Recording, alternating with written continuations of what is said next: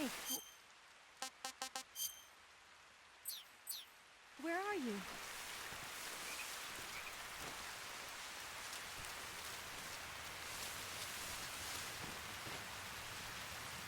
Snake.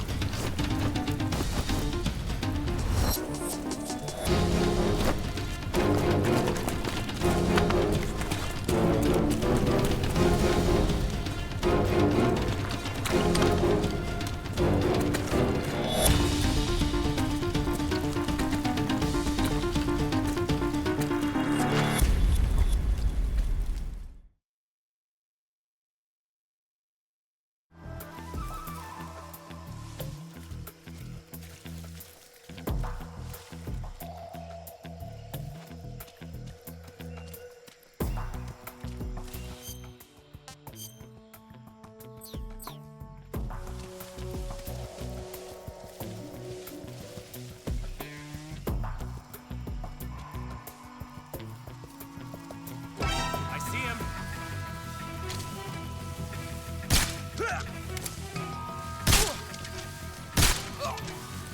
Leave this to me.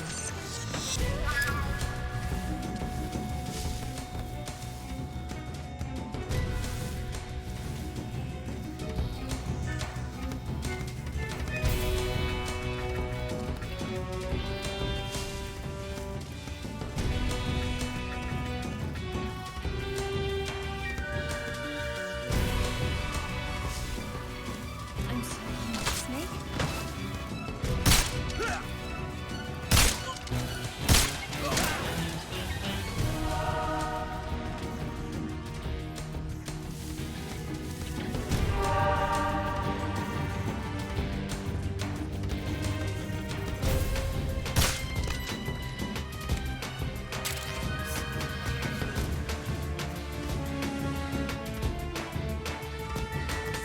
where are you?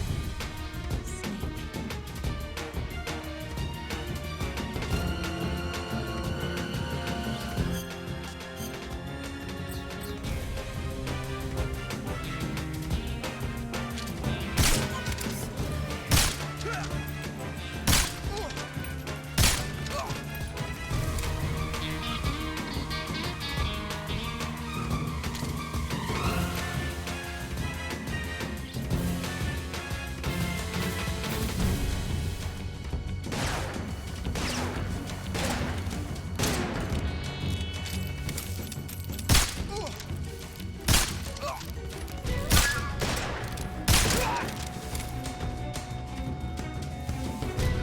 Where'd you go?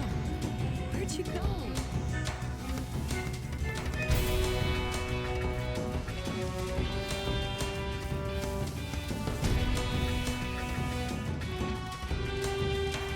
I'm so hungry. Just let me.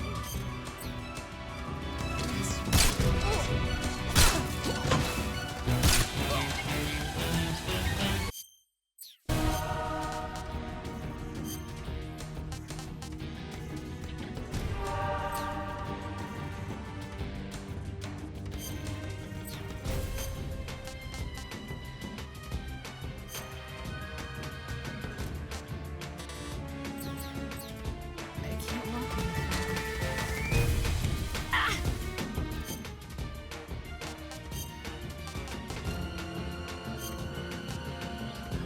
can't walk anymore.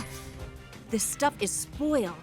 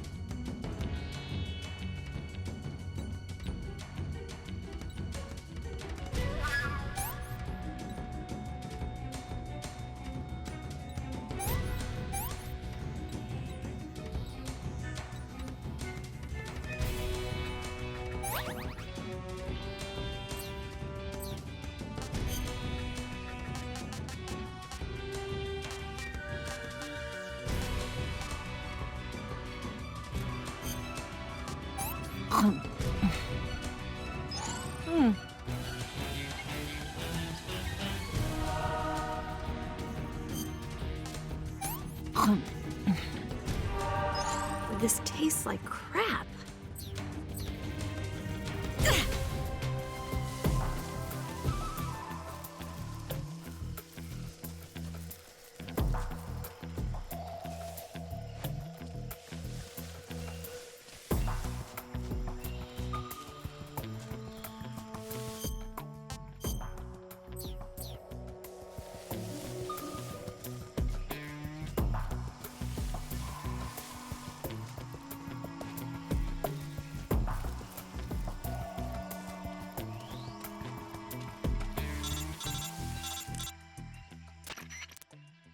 Snake, the lake is just over that cliff.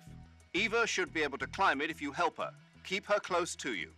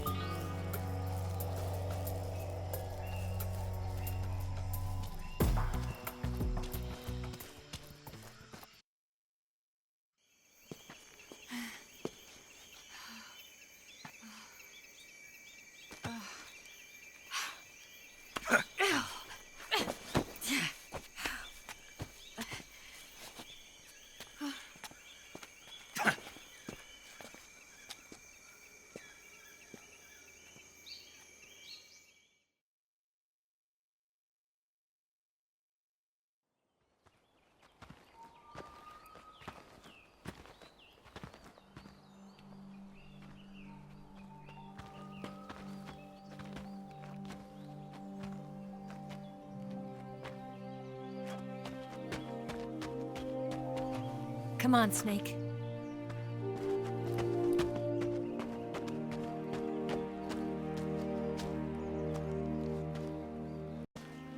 We made it.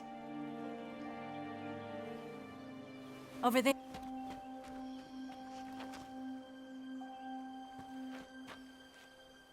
It's the boss, isn't it? I'll go get the wig ready to take off. Right. I'll leave you two alone. But come back in one piece, okay?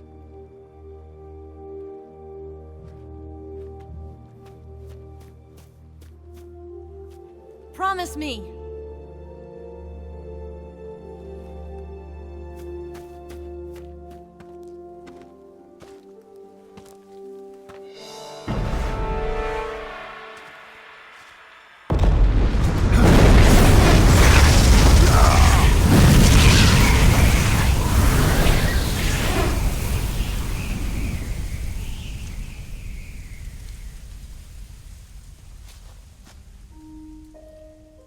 Life's end.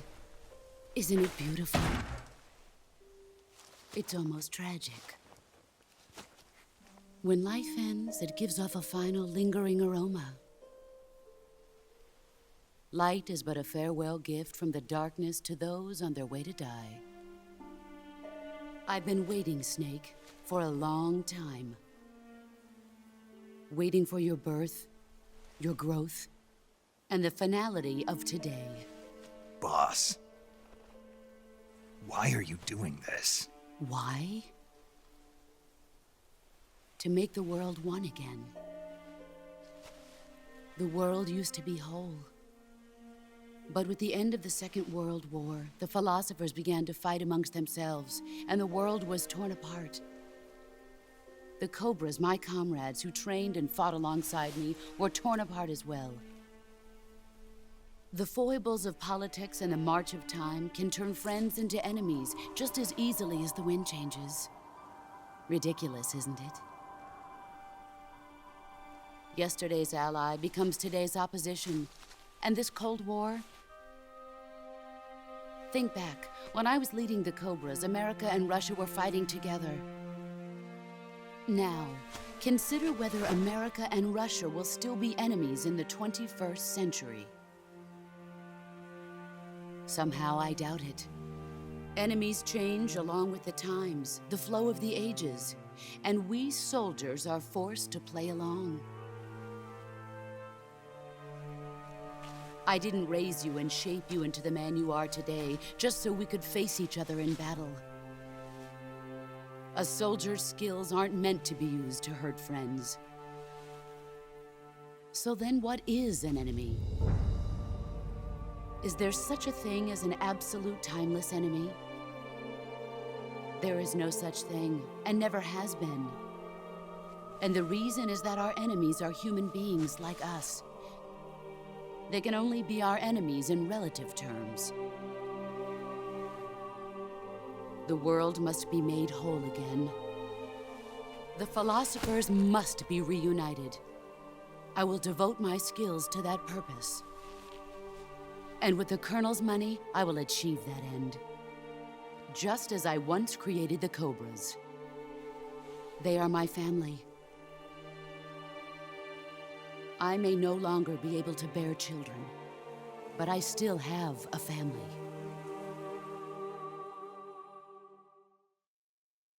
It was November 1st, 1951. I was in the Nevada desert participating in atomic testing. The name Nevada is derived from Spanish, covered in snow, white as snow. And snow is exactly what I saw in that Nevada desert. It froze my blood white. Snake, you were an atomic test subject, weren't you? On Bikini Atoll. That's part of the reason I was drawn to you. You and I are alike. We're both slowly being eaten away by the karma of others. We'll never have the chance to die peacefully of old age. We have no tomorrow. But we can still have hope for the future. In 1960, I saw a vision of the ideal future from space. 3 years earlier, the Soviet Union had succeeded in launching Sputnik, the first man-made satellite in history, into orbit. This came as a huge shock to the United States. In response, America threw everything it had into its own manned spaceflight project, the Mercury program. Even as the Soviets seemed poised to send their first man into space, America was still experimenting with chimpanzees and rockets. The government wanted human data. So they secretly decided to send a human being into space. I was the one they chose. At the time, they didn't have the technology to block out cosmic rays, and whoever they sent up would inevitably be exposed to heavy radiation. That's why they chose me. After all, I'd already been irradiated once. Of course, you won't find any of this in the history books. I could see the planet as it appeared from space. That's when it finally hit me. Space exploration is nothing but another game in the power struggle between the US and the USSR. Politics, economics, the arms race, they're all just arenas for meaningless competition. I'm sure you can see that, but the Earth itself has no boundaries. No East, no West, no Cold War. And the irony of it is, the United States and the Soviet Union are spending billions on their space programs and the missile race, only to arrive at the same conclusion. In the 21st century, everyone will be able to see that we are all just inhabitants of a little celestial body called Earth. A world without communism or capitalism, that is the world I wanted to see. But reality continued to betray me. In 1961, I was sent to Cuba, to Bahia de Cochinos. It was part of a CIA-sponsored invasion under the guise of taking Cuban exiles back to their country. But the US government betrayed them. Our weak-kneed president held back their air support. Defenseless, the exiles were annihilated by the Cuban army. All I could do was watch in silence. I was set up by the very country I'd sacrificed so much for, by the very government I dedicated my life to defending. I was driven from the surface world, and I went underground. Then, 2 years ago, I faced the Sorrow, my old comrade in battle. He was my friend. But one of us had to die. I was left with no choice. The Sorrow gave his life for me. There is no enmity between us. One must live, and one must die. That was the mission. The ones who gave me that mission were the philosophers. Early in the 20th century, the true holders of power in the United States, the Republic of China, and the newly formed Soviet Union gathered together in a secret meeting that would later be known as the Wiseman's Committee. The secret pact they formed there marked the beginning of the philosophers. But the last of the original members died in the 1930s. After that, the organization began to run out of control, and the Wiseman's Committee degenerated into a mere shell of its former self. The philosophers of today have no sense of good or evil. Their influence extends to countries and organizations involved in every aspect of every war. They have become war itself. That's how they operate. The sacrifices of war cause a shift in the times. This shift leads to renewed conflict, and in turn triggers the next war. Like a nuclear chain reaction, each conflict sparks countless others, forming an endless spiral that will continue on for eternity. Do you understand what I'm saying, Snake? By consuming me and you, the philosophers intend to keep that cycle going forever. It was my father who explained all of this to me. He was one of them. You see, I am the last remaining child of the philosophers. But after he revealed the truth, my father was killed by that same shapeless, formless organization. And my father isn't the only thing the philosophers have taken from me. In June of 1944, the Cobras and I took part in the landing at Normandy. We'd been given a top-secret mission to locate and destroy enemy V-2 rocket installations. I was pregnant at the time. The Sorrow was the father. I gave birth on the field of battle. A beautiful baby boy. But my child was snatched away from me by the philosophers.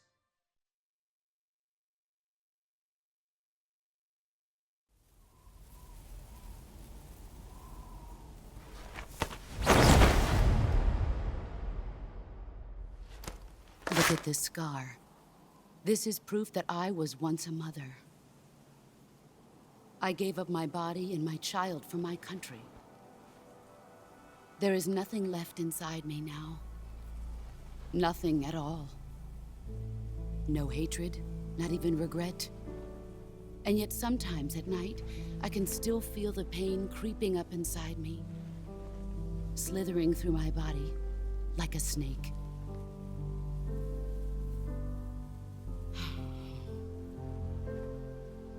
I've never talked this much about myself before. Thanks. Thanks for listening to me.